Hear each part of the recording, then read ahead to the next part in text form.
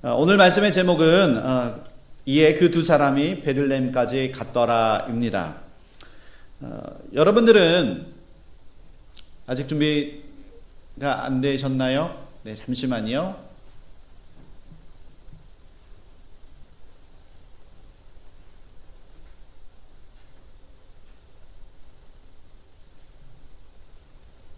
네, 준비가 된 것 같습니다. 네. 혹시 여러분들은 작심삼일하면 무엇이 생각나십니까? 작심삼일. 매년 네, 이렇게 하시는 분도 계시고 매년 연초가 생각이 나실 겁니다. 우리는 매년 그 새해가 되면 새해를 맞이하면 뭔가 새롭게 결심하는 일들이 자꾸 생겨납니다. 새해뿐만이 아니라 우리는 자주 작심하게 됩니다. 새해가 되면 올해는 기필코 내가 다이어트를 해서 그동안 못 입었던 10년 전에 못 입었던 사두었던 그 옷을 꼭 입어야지 라고 굳은 결심도 하기도 하고, 그리고 새로운 목표가 생기면 그것을 완성하기 위해서 굳은 결심을 하기도 합니다. 그러나 정작 그 결심이 며칠도 채 지나기도 전에 사라지고, 그리고 그런 마음이 우리의 약한 의지를 드러내고, 그것으로 인해서 우리는 자꾸 생각하면서 내가 또 이러다가 또 실패했구나, 우리가 종종 한탄하기까지 합니다. 솔직히 우리가 작심하고 나면 그것을 기억하고 행하려는 그 마음보다 오히려 작심하고 나서 자꾸 다른 일들 때문에 내가 작심한 그 생각들이 자꾸 순위가 밀려서 금세 내가 마음먹었던 그 생각들이 금방 잊어버리는 일들이 허다합니다. 이것이 우리의 결심의 한계입니다. 그렇다면 혹시 여러분들은 지금 어떠한 결심들을 하고 계십니까? 저의 이 말씀을 준비하면서 제가 했던 어떤 결심들에 대해서 한번 생각해 보다가 제가 초등학교 4학년 때 있었던 일이 생각이 났습니다. 초등학교 4학년 때 부모의 품을 떠나서 보다 넓은 그 세상을 경험해 보고 싶어서 그 가방을 꾸려서 무작정 집을 나섰던 적이 있습니다. 이건 제가 부모님이 저한테 잘못해줘서 제가 속상한 마음에 한 가출이 아니니까요. 여러분들 제가 하시는 얘기 끝까지 오해하지 마시고 잘 들으셔야 합니다.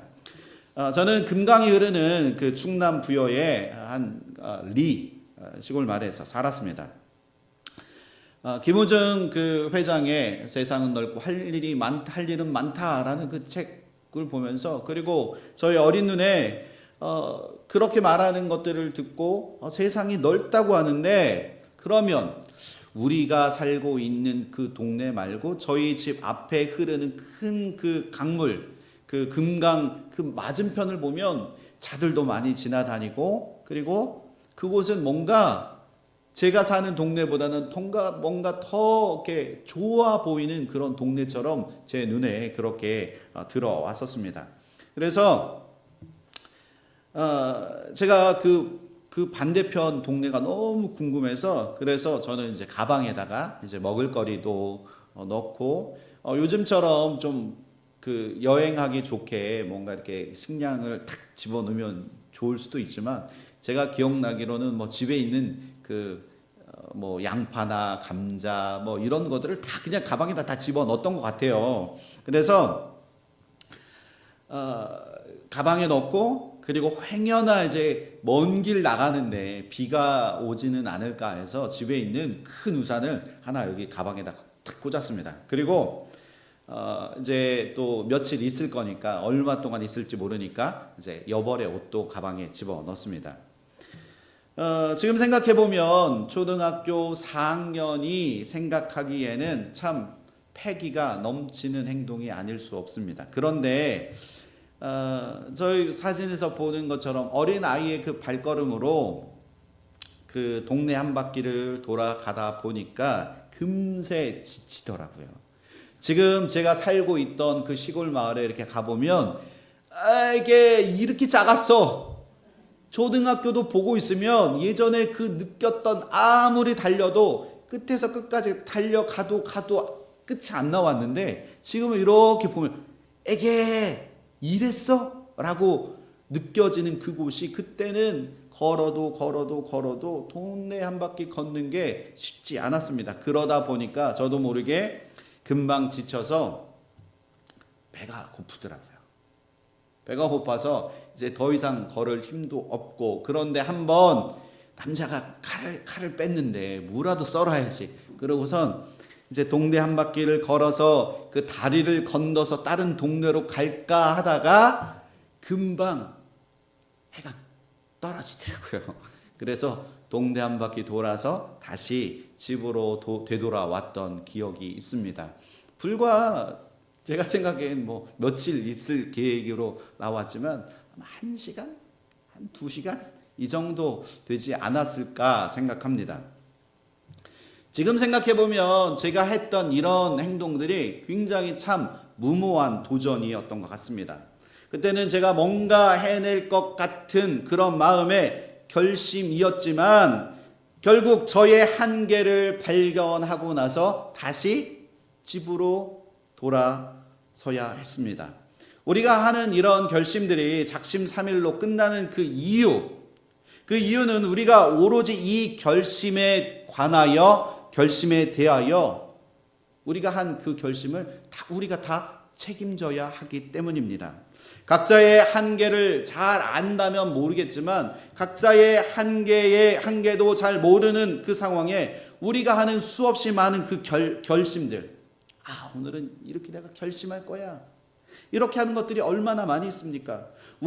그러나 우리가 이것에 대하여 하는 그 결심들에 대하여 우리가 얼마나 노력하느냐, 아니면 때로 우리에게 일을 하려면 운이 있어야 되는데 운이 있어야지 내가 하는 이 일에 대해서 성패가 결정될 때가 있다라고 우리는 그렇게 생각합니다. 그러나 이것의 실패가 우리 안에 주어졌을 때 우리의 마음이 점점 지치기도 하고, 그리고 실패하면 자꾸 우리의 마음이 철렁 무너지기 일쑤입니다. 하지만 우리가 이렇게 믿음으로 하기도 하고, 때로는 우리가 하는 이 그 결심들에 관해서 인간의 생각으로 하는 그 결심이 아니라 우리의 그 결심을 책임져 주시는 분이 내가 아니라 하나님이라면, 하나님이 내가 하는 그 결심에 힘을 실어준다면 그 이야기는 분명 달라진다는 겁니다. 우리의 일생에 있어서, 그리고 우리의 삶 가운데 지금 여기에 앉아 계시는 여러분들의 그 위대한 결정 중에 하나는, 그리고 저의 고백의 그 결심 중에 그 가장 큰 결심은 바로 예수님을 나의 구주로 영접한 것이라는 겁니다. 여러분들도 그렇게 생각하십니까? 우리가 예수 그리스도를 나의 구주라고 생각하는 이 결심만 하게 되면 그때부터 예수님이 나의 인생이 되어 주셔서 우리의 삶을 책임져 주실 줄 믿습니다. 그리고 그 우리의 삶을 선하게 당신의 방법대로 이끌어 주실 줄 믿습니다. 예수님을 나의 구주로 인격적으로 영접하고 그렇게 살아가겠다라고 결심만 하면 우리 안에는 참 자유를 얻고, 그리고 우리가 살아가는 그 삶 가운데 아무리 힘들고 어려운 고난이 있다 할지라도 하나님은 우리에게 축복의 삶을 하나님께서 펼쳐주신다는 겁니다.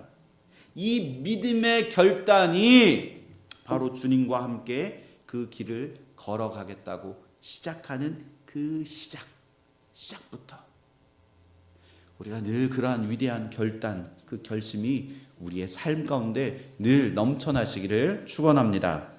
오늘 말씀 룻기를 통해서 하나님의 축복을 누리는 참 자유의 삶이 어떻게 시작되었는지, 오늘 성경 속에 등장하는 룻의 믿음의 결단과 그리고 나오미의 진실된 회개를 통해서 오늘 말씀을 깊이 한번 살펴보도록 하겠습니다. 첫 번째, 우리 한 목소리 한번 읽어보실까요? 시작.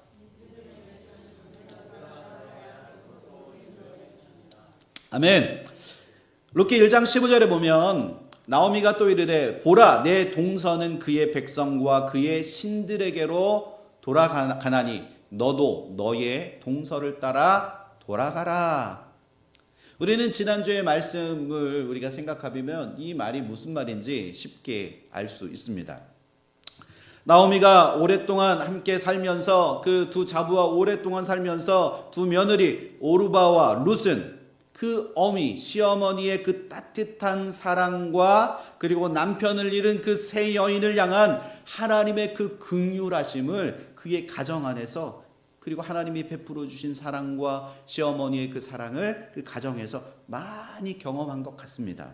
그래서 두 며느리들은 시어머니를 떠나지 않겠습니다 라고 굳게 결심하였고, 그리고 그것의 그 결심에 나오는 그 결과로 그들은 막 시어머니 앞에서 울기 시작했습니다.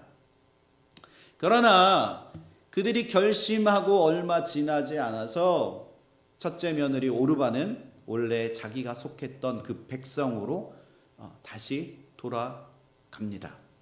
이는 영적인 의미로 오르바가 행했던 이것을 영적인 의미로 바꿔 해석하여 말하면 바로 오르바는 결국 지금 세상으로 다시 돌아감을 의미한다는 겁니다. 물론 오르바의 선택을 우리가 이해하지 못하는 것은 아니지만 결국 오르바는 하나님이 베푸시는 그 구원의 은혜의 상급을 그가 받지 못한다는 겁니다.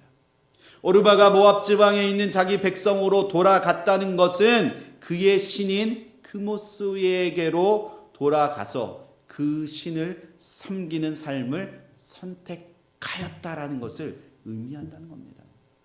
오늘 나누는 이 룻기는 나오미의 그 며느리인 그 모압 여인이었던 룻이 모압 지방을 떠나서 하나님이 이끄시는 유다 땅으로 터전을 옮겨가는 그 여인의 룻의 그리고 나오미의 위대한 결단의 이야기를 그 안에 담고 있다는 겁니다.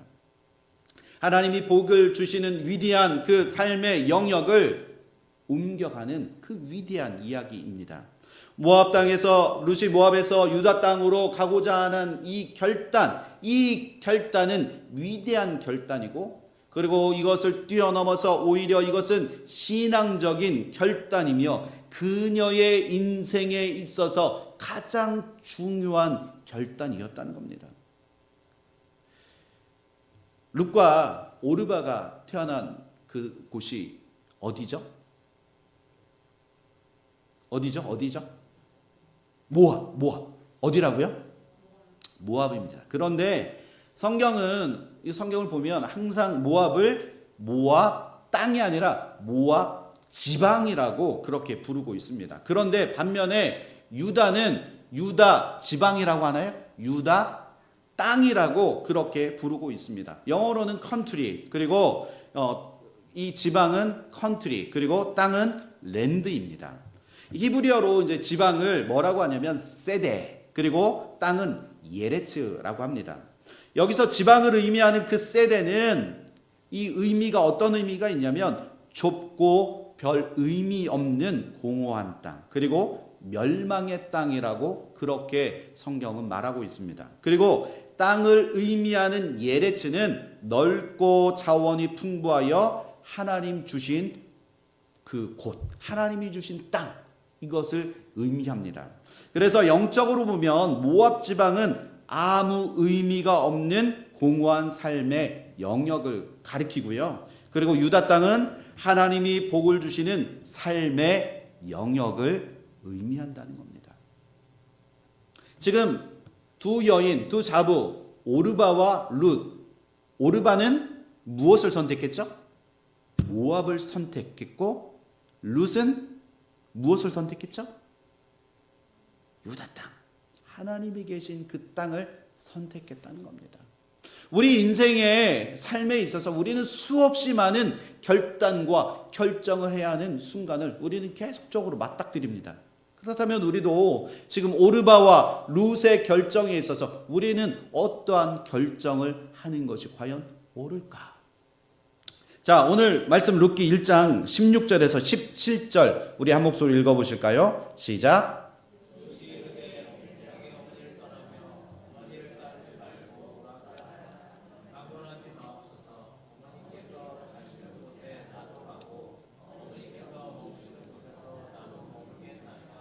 어머니의 백성이 나의 백성이 되고 어머니의 하나님이 나의 하나님이 되시리니 어머니께서 죽으시는 곳에서 나도 죽어 거기 묻힐 것이라.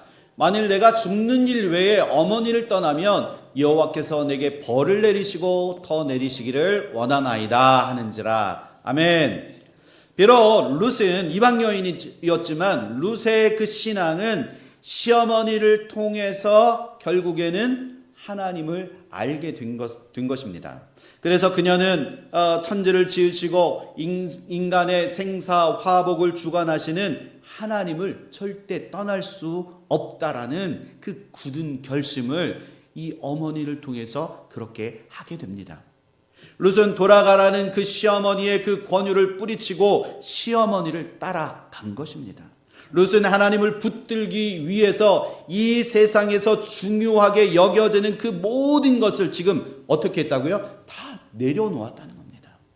그러나 룻도 시어머니의 말처럼 어머님의 말씀을 듣고 제가 오르바와 같이 저도 모압 땅으로 돌아가겠습니다. 그곳에서 어머님이 말씀하셨던 것처럼 저도 그곳에 가서 좋은 짝을 만나서 결혼하고 싶습니다 라고 그렇게 말할 수도 있었다는 거예요. 이 당시에 남편이 없이 사는 그 여자의 삶을 뭐라고 비유하냐면 마치 맹수가 가득한 땅에 혼자 덩그러니 남은 어린 양과 같이 위험하고 처절할 만큼 불안한 삶이었다라고 그렇게 의미합니다. 하지만 시어머니를 쫓아 전혀 모르는 새로운 곳으로 이동하기로 결심했던 그 룻은 어머님의 하나님이 나의 하나님이 될 것이라고 지금 룻의 마음 안에 그 믿음의 결단을 그가 지금 하고 있다는 겁니다. 이 결단은 예수님께서 말씀하신 대로 복음서에 기록되어진 것처럼 주님과 복음을 위하여 집이나 형제나 자매나 어머니나 아비나 자식이나 전토를 벌이겠다라는 그 신앙을 떠올리게 할 만큼 이게 엄청난 그 결단이 되어진 것이라는 겁니다. 또한 사도 바울 역시도 그리스도를 위하여 자신이 그동안 쌓아왔던 그 모든 것을 다 잃어버리고 배설물로 여기겠다라고 하는 그 바울의 고백과도 같은 것이라는 겁니다.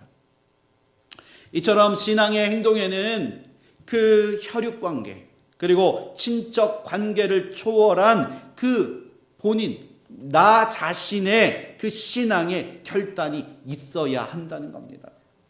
내가 믿으려고 하는데 이 사람이 나 대신 믿어줬으면 좋겠다. 이게 진정한 신앙일까요? 아니라는 겁니다. 초등학교 때 누나나 형이 내 숙제를 대신해 줄 수는 있지만 그 신앙은 나의 결심과 신앙의 고백을 통해서 그 신앙의 자리로 돌아가는 것이지 옆에 있는 사람이 나를 위해서 대신 정해주는 게 믿어주는 게 아니라는 겁니다. 그래서 16절에 보면 어머니께서 가시는 곳에 나도 가고 어머니께서 머무시는 곳에 나도 머물겠습니다 라고 룻이 이렇게 고백합니다. 이 룻의 결심은 여호와 하나님을 믿고 하나님의 백성이 되겠다는 것이고 이로 하여금 나오미를 끝까지 자신이 따르겠습니다 라고 하는 믿음의 결단인 것입니다. 만약에 시어머니 나오미를 룻이 놓치게 되면 이 룻은 이방 땅 모압에서 더 이상 자신의 그 신앙을 유지할 수가 없게 된다는 것을 그녀는 분명히 알고 있었다는 거예요. 그래서 그녀는 베들레헴으로 가겠다라는 그 굳은 결심을 지금 오늘 이 자리에서 지금 하게 되는 것입니다. 익숙한 자신의 그 친정으로 그리고 자기의 그 백성이었던 모압 이방 백성에게로 돌아가겠다라고 그렇게 결심하는 것이 아니라 그가 어머니 나오미와 함께하면서 그가 알게 되었던 여호와 하나님을 믿고 섬기는 그 땅을 향해 이제 나도 그 하나님을 내가 믿겠다라는, 그 하나님을 나의 신으로 섬길 것에 대한 그 믿음의 결단이 그녀에게 필요했다는 겁니다. 이와 마찬가지로 교회에 처음 나오시는 그 많은 사람들을 보면 처음에 어떻게 나오게 되죠? 그 사람을 이끌어주는 사람을 따라 다니게 됩니다. 나보다 앞선 믿음의 선배들을 통해서 신앙을 배우게 됩니다. 처음 나오면 어떻게 해야 되는지, 기도할 때 눈을 떠야 되는지 말아야 되는지, 그리고 찬양을 할 때 입을 벌려서 그 찬양을 해야 되는지, 그냥 입을 닫고 가만히 있어야 되는지 누군가 가르쳐주지 않으면 아무것도 모른다는 거예요. 여러분도 그런 경험이 있지 않으십니까? 기도하고 이제 말씀 읽고 앉아야 되는데 나만 가만히 서 있었던 경험 하셨던 적 있으시잖아요. 그런데 주변에 아무도 나에게 알려주는 사람이 없어. 그러면 어떻게 해요? 그럼 따라해야 되는데 그것조차도 힘들 때가 있다는 겁니다. 신앙 초기에는 자신을 인도해 준 그 사람으로 인해서 신앙도 배우고 믿음도 배우게 됩니다. 룻이 나오미를 따라가기로 결정한 이것은 시어머니 나오미의 그 따뜻한 사랑을 그가 경험하였고, 자신도 시어머니의 나오미의 그 모습을 자기도 배워가고, 그리고 그것을 그 나오미를 통해서, 어머니를 통해서 하나님을 경험하고 싶은 마음이 그 안에도 있었다는 겁니다. 자, 우리가 교회에 있으면서 우리는 오래됐기 때문에 나는 예배 드리는 게 너무 익숙해. 근데 새로 오신 분들을 보면 왜 이렇게 답답하지? 이걸 못 따라하나? 라고 생각할 수도 있다는 겁니다. 그때 우리가 해야 될 일, 답답해하지 마시고 옆에 가서 그럴 수도 있어요. 그래서 같이 만나서 이야기도 해주시고, 그리고 예배가 끝나고 밑으로 내려가서 밥을 먹어야 되는데 어떻게 해야 되는지 아무것도 몰라. 그러면 찾아가셔서 아이고 오늘 만나 뵙게 돼서 참 반갑습니다 라고 환하게 웃어주고, 그리고 이쪽으로 먼저 가세요. 제가 떠다 드릴게요. 그러면서 한 주간 어떻게 보내셨어요? 라고 물어보기도 하고, 그리고 요즘 감기 환자들이 많은데 어떻게 건강은 괜찮으세요? 라고 그렇게 말 한마디 해주면 그분들의 그 삶이 이렇게 하는 거구나 배울 수 있다는 겁니다. 지금 룻은 시어머니 나오미로 인해서 이 신앙을 어떻게 해야 하는지를 그가 그 어머니를 통해서 배워가고 있다는 겁니다. 이처럼 하나님을 믿고자 하는 사람들에게 스스로 독립하여 자신의 그 신앙을 독립할 수 있을 때까지 나를 교회로 이끌어준 그 인도자의 역할이 얼마나 중요합니까? 오늘 한영숙 집사님과 함께 오셨는데 한영숙 집사님의 역할이 얼마나 중요한지 몰라요. 지금 한영숙 집사님뿐만이 아니라 내가 누군가 전도해서 하나님의 열심히 있어서 누군가를 데려왔는데 나의 모습을 보고 실망한다면 얼마나 마음이 아프겠습니까? 마찬가지로 룻이 나오미를 따라간다는 것은 그의 신앙을 유지하기 위해서 절대적이었다는 거예요. 왜냐하면 나오미를 놓치고 나면 룻은 계속적으로 신앙을 유지하기가 현실적으로 어려웠기 때문입니다. 룻은 어떠한 일이 있어도 나오미를 놓치지 않겠다고 굳게 결심합니다. 이것이 단지 시어머니에 대한 효성이라기보다는 하나님께 대한 룻의 신앙의 고백이라는 겁니다. 오늘날 우리도 룻처럼 담대하게 하나님을 따라가야 합니다. 믿으십니까? 하나님 안에 거해야 합니다. 자기가 가지가 나무에 붙어 있어야 많은 과실을 맺을 수 있는 것처럼 우리도 하나님께 붙어 있어야만 열매 맺는 그런 성도의 삶을 살아갈 수 있게 되어지는 줄 믿습니다. 요한복음 10 5장 4절 5절에 보면 너 내 안에 거하라 나도 너희 안에 거하리라 라고 그렇게 고백합니다. 우리가 하나님의 안에 거해 있을 때, 그리고 나보다 앞서 행하는 그들을 향하여 그들을 따라갈 때 우리가 하나님 은혜 안에 거하게 될 줄 믿습니다. 롯은 자기의 신앙을 분명하게 고백하는데요. 16절에 보면 어머니의 백성이 나의 백성이 되고 어머니의 하나님이 나의 하나님이 되리라. 아멘. 이것이 룻이 이렇게 정말 고백할 수 있는 것, 그리고 룻이 그 시어머니 나오미를 따라가고자 했던 것은 지극히 인간적인 마음에서가 아니라 이제 자신도 이제는 진정한 하나님의 백성이 되기를 결단했다는 겁니다. 하나님의 백성이 되겠다는 것, 그것은 이스라엘 백성이 애굽에서 가나안을 향하여 출애굽한 후에 시내 산에서 모세를 통해서 이스라엘 백성들에게 주셨던 그 시내 산 언약에 룻이 자기도 동참하겠다고 결심한 거라는 겁니다. 출애굽기 19장 5절 6절에 세계가 다 내게 속하였나니 너희가 내 말을 잘 듣고 내 언약을 지키면 너희는 모든 민족 중에서 내 소유가 되겠고 너희가 내게 대하여 제사장 나라가 되며 거룩한 백성이 되리라. 너는 이 말을 이스라엘 자손에게 전할지니라. 아멘. 룻은 비록 이방인이었지만 이스라엘의 하나님 여호와를 섬기고자 했습니다. 룻의 이 행동은 후에 호세아 선지자의 그 말씀을 이루는 것인데요. 우리 호세아서 2장 23절 우리 한 목소리 읽어보실까요? 시작.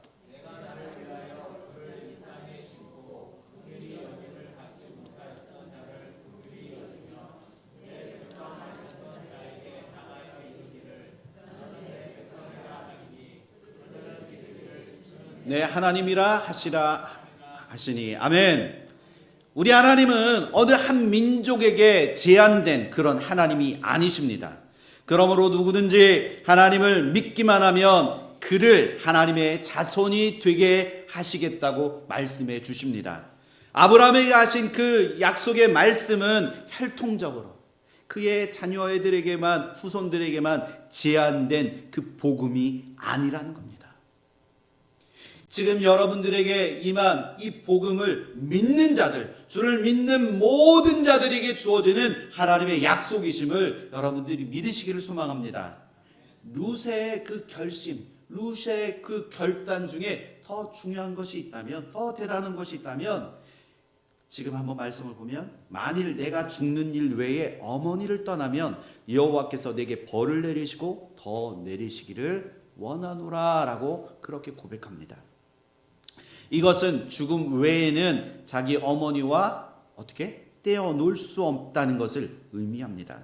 그렇게 룻이 자신의 결단과 의지를 비장하게 드러내니까 더 이상 나오미는 지금 그 18절에 보면 그 굳은 결심을 보고 그가 말하기를 그쳤다라고 룻기 1장 18절에 그렇게 기록합니다. 이처럼 룻의 굳은 결심이 나오미의 생각을 바꿨습니다. 우리도 룻처럼 하나님을 따를 때 확고한 결심을 가져야 할 줄 믿습니다.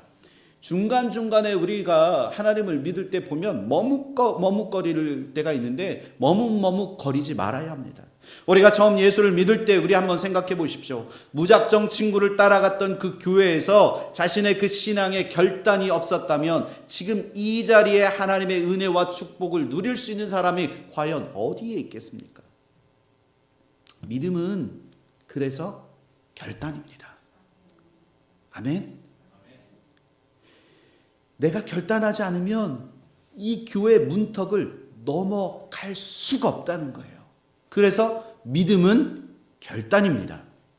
믿음은 자신이 익숙하게 여기는 습관과 장소 그리고 모든 것을 다 내려놓고 우리 여호와 창조주 하나님께서 허락하시는 축복의 삶을 살겠다고 내 안에 내 마음이 내 영이 결단하고 예수를 따르는 것입니다.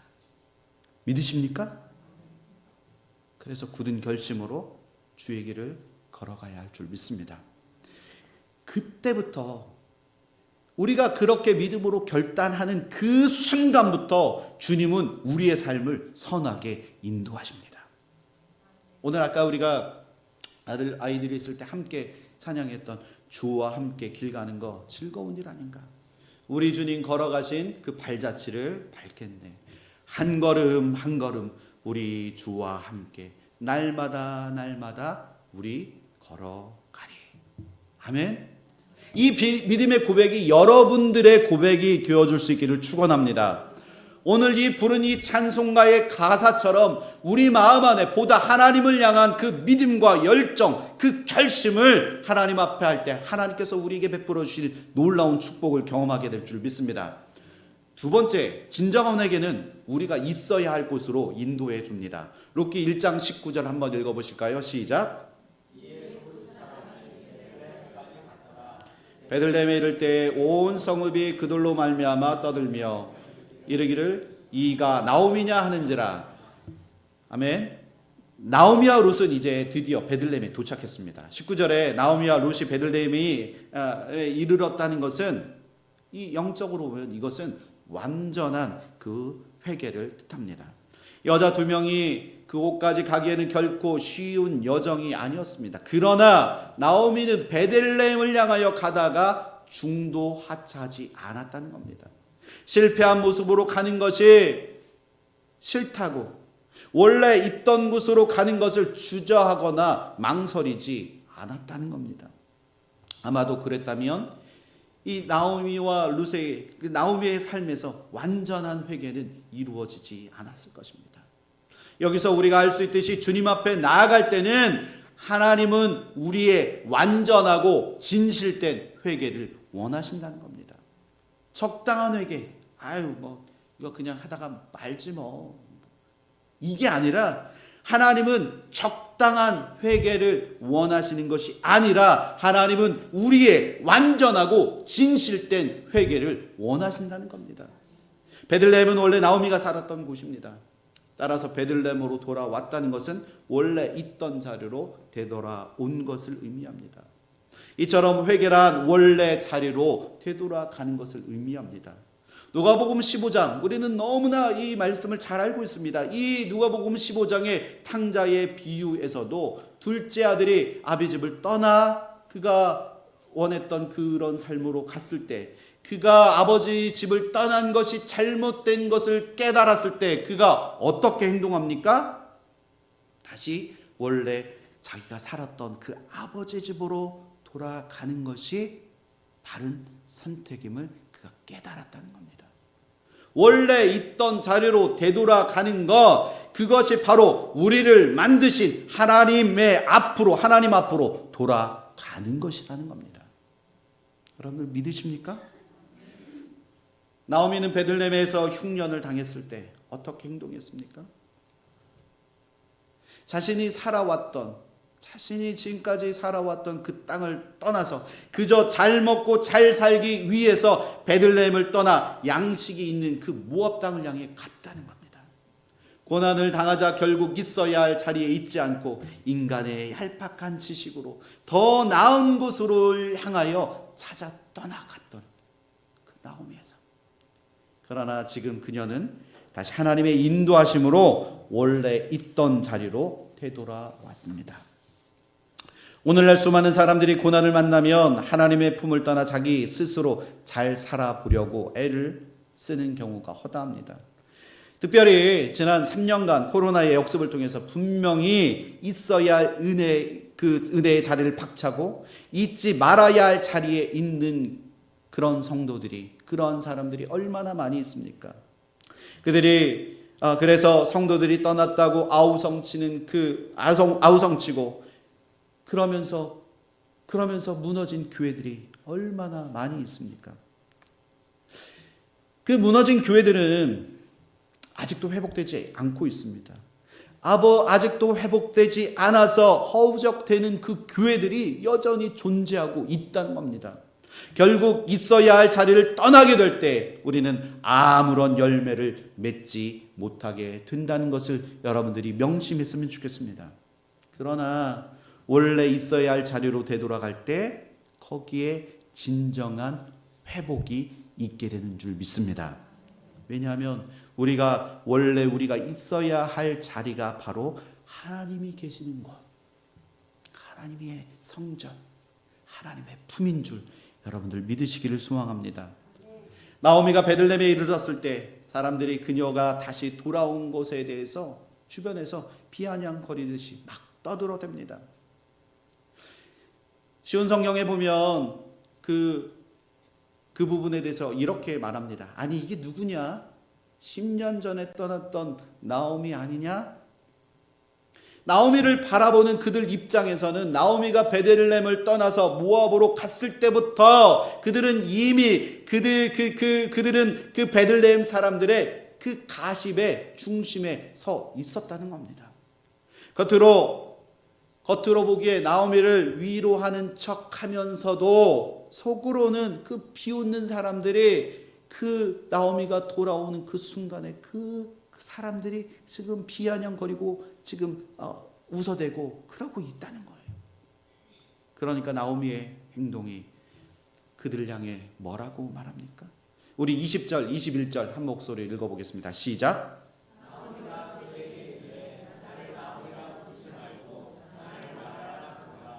이는 전능자가 나를 괴롭게 하셨음이라. 내가 풍족하게 나갔더니 여호와께서 내게 돌아오게 하셨느니라. 여호와께서 나를 징벌하셨고 전능자가 나를 괴롭게 하셨거늘 너희가 어찌 나를 나오미라 부르느냐 하니라.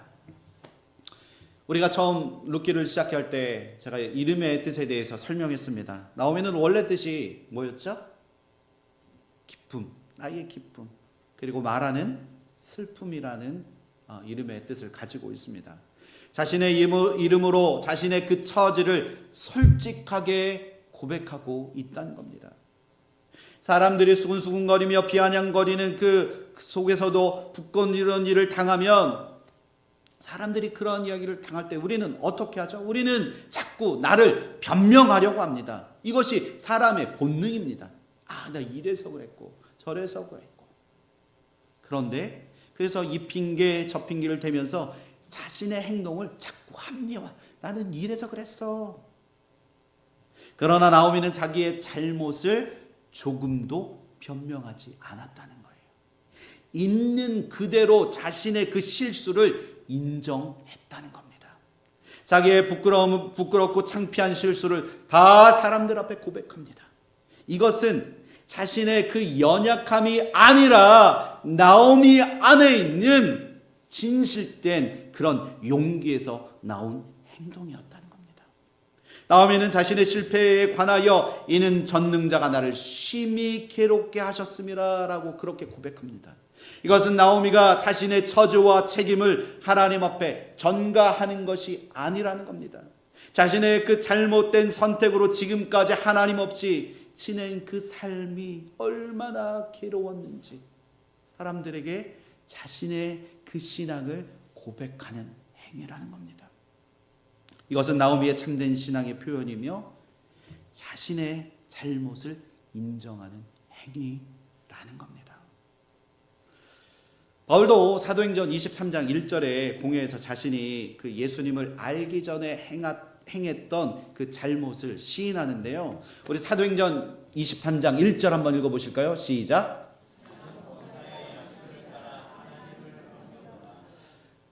지금 이 말씀을 읽으면서 뭐가 느껴지십니까? 바울의 당당함? 바울은 정말 우리가 따라갈 수 없는 그런 사람이야 라고 생각하십니까? 그는 주님을 만나기 전에는 자신이 절대로 잘못한 것이 없다고 생각한 사람 중에 한 사람이었습니다. 그러나 주님을 만나고 난 뒤에 어떻게 변합니까? 자신의 삶을 되돌아 보니까 자신의 행위가 하나님 보시기에 얼마나 죄악된 것인지를 그가 깨달아 알게 되었다는 겁니다. 이와 마찬가지로 나오미의 진정한 회개를 통해서 자신이 앞으로 걸어가야 할 길을 하나님께서 인도해 주시고 그리고 구원해 주실 것을 믿는 참된 고백이었다는 겁니다. 나오미가 베들레헴을 떠날 때 풍족하게 나갔지만 비어 들어오게 된 것은 그 양식을 따라간 결과입니다. 눈에 보이는 것을 따라간 결과라는 겁니다. 보여지는 것만을 따라가게 되면 우선적으로 우리는 배부르게 먹을 수 있을 것 같고 잘 살 수 있을 것 같아 보입니다. 그러나 결국 빈손으로 돌아오게 된다는 겁니다. 이것을 우리가 생각해 보면 이것은 교묘한 사단의 속임수라는 거예요. 가봐. 하나님이 아니라 저 풍족한 곳으로 네가 가봐. 그럼 거기서 호의호식 누리고 너 떵떵거리며 잘 살 수 있을 거야 라고 사단은 교묘하게 속임수로 우리를 속인다는 겁니다. 사탄은 교묘하게 세상에 화려하고 멋진 것들로 유혹하고 사람들을 미혹합니다. 그래서 그 속임수에 빠져 하나님 곁을 떠나 세상을 쫓아가게 됩니다. 그것을 쫓아가면 우선은 재밌고 좋을 것 같지만 결국엔 어떻게 됩니까? 그것을 쫓아갔던 그 사람들의 안에 보면 패배와 낭패, 그리고 그 안에 찢겨진 그 상처와 인생의 허무함을 맛보게 된다는 겁니다. 로마서 6장 21절 23절에 너희가 그때 무슨 열매를 얻었느냐? 이제는 너희가 그 일을 부끄러워하나니 이는 그 마지막이 사망임이라. 그러나 이제는 너희가 죄로부터 해방되고 하나님께 종이 되어 거룩함에 이르는 열매를 맺었으니 그 마지막은 뭐라고요? 영생이니라. 죄의 삭은 뭐라고요? 사망이요. 하나님의 은사는 그리스도 예수 우리 주 안에 있는 영생이니라. 아멘. 우리가 하나님 안에 있을 때 우리는 영원한 생명을 우리가 소유하게 될 줄 믿습니다. 하나님이 아닌 세상을 쫓아가는 것은 분명한 죄입니다. 결국 그 길은 사망의 길이라는 겁니다. 그러나 우리가 있어야 할 것, 우리가 분명히 알아야 할 것, 그것은 우리가 있어야 할 것은 바로 우리 주 예수 그리스도 안에 거하는 것입니다. 우리가 주 안에 있을 때 우리는 영원한 생명을 얻게 됩니다. 세상의 풍족함은 나를 하나님 품에서 떠나게 하지만 때로는 세상의 부족함은 오히려 나를 하나님 품으로 돌아오게 하는 기회라는 겁니다. 그래서 하나님은 우리를 부르시기 위해서 삶의 고난을 우리에게 허락하실 때도 있다는 겁니다. 하지만 우리가 주께 돌아가기로 결단하고 회개할 때 그때부터 우리는 하나님의 회복과 기적을 우리의 삶 가운데 경험하게 된다는 겁니다. 나오미는 자신의 수많은 그 불행 중 나오미의 인생 중 수없이 많은 것들이 다 불행처럼 느껴졌습니다.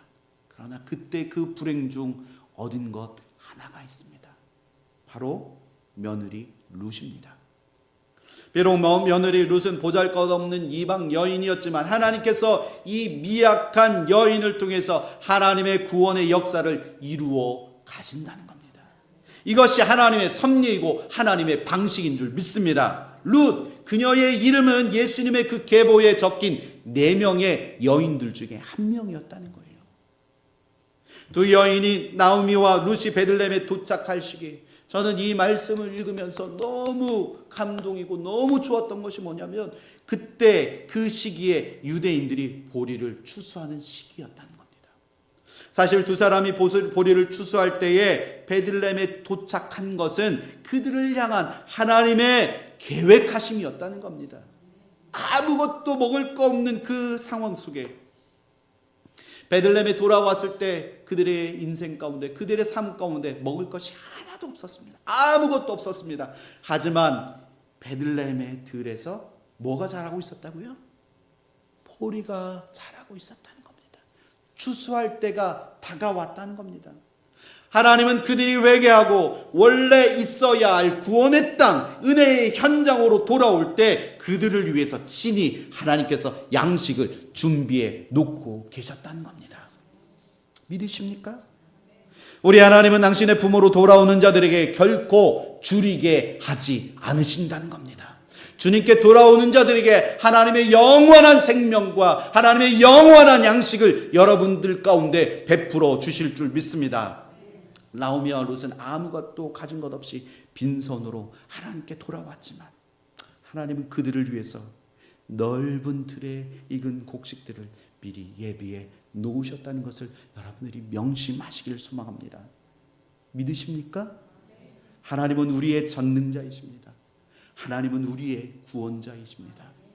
오늘 우리는 이 말씀을 통해서 룻이 믿음의 결단으로 나오미의 하나님을 자신의 하나님으로 고백하며 이제 앞으로 하나님을 따르며 살아가겠다라는 그런 삶을 향해서 그가 나아가는 것들을 우리가 말씀을 통해서 보았습니다. 그리고 베들레헴에 돌아온 나오미는 자신의 그 잘못과 실패를 감추지 않고 오히려 솔직하게 고백하면서 자신의 그동안 지었던 그 모든 죄를 철저하게 하나님 앞에 회개하는 모습을 보여주고 있습니다. 앞으로 이제 1장이 끝나고 2장, 3장, 4장, 이 앞으로 하나님께서 이들을 통해서 얼마나 완벽하고 아름답게 이들의 삶을 이끌어 가시는지 우리 룻기를 통해서 앞으로 계속 보게 될 것입니다. 우리의 믿음의 결단과 진실된 회개에 선하게 응답하시는 하나님의 그 손길을 여러분들 매일의 그 삶 가운데 경험하시기를 예수 그리스도의 이름으로 축원합니다. 우리 함께 기도했으면 좋겠습니다. 나오미의 결단, 그리고 회개, 룻의 결단, 그리고 하나님이 주신 그 믿음의 땅으로 가기로 결정하였던 것처럼 우리도 하나님을 믿기로 작정하고 하나님의 자녀가 되어졌다면 우리도 이런 믿음의 결단이 있어야 할 줄 믿습니다. 하나님, 지금까지 하나님을 믿는다고 하면서 하나님을 참되게 신실하게 예배하지 못한 하나님, 우리를 불쌍히 여겨 주옵소서. 다시 한번 믿음으로 결단하기를 소원합니다. 하나님이 계신 곳에 내가 언제나 그 길에 서 있기를 소원합니다. 나를 불쌍히 여겨주시고 이 믿음의 결단들을 통해서 하나님을 더욱더 찬양하고 예배하고 그 예배 자리에 서 있는 저희들 되게 하여 주옵소서. 이런 믿음의 결단이 있어야 할 줄 믿습니다. 우리 한번 조용히 한번 기도했으면 좋겠습니다. 하나님, 나를 불쌍히 여겨 주옵소서. 하나님, 우리에게 찬양받기를 원하시는데 그 정해진 시간조차 지키지 못해서 하나님, 그 늦은 시간에 찬양이 다 끝나고 하나님이 원하시는 그 찬양을 내가 올려드리지 못했습니다. 하나님, 결단합니다. 예배 시작 전에 하나님, 당신을 위하여 먼저 마음으로 나를 정리하고 나의 그 수치스러운 그 모든 죄를 주님 앞에 다 벗어버리오니 하나님, 나를 불쌍히 여겨주시고 당신을 깊이 경험하는 저희들 되게 하여 주옵소서. 우리 한번 조용히 기도했으면 좋겠습니다. 하나님,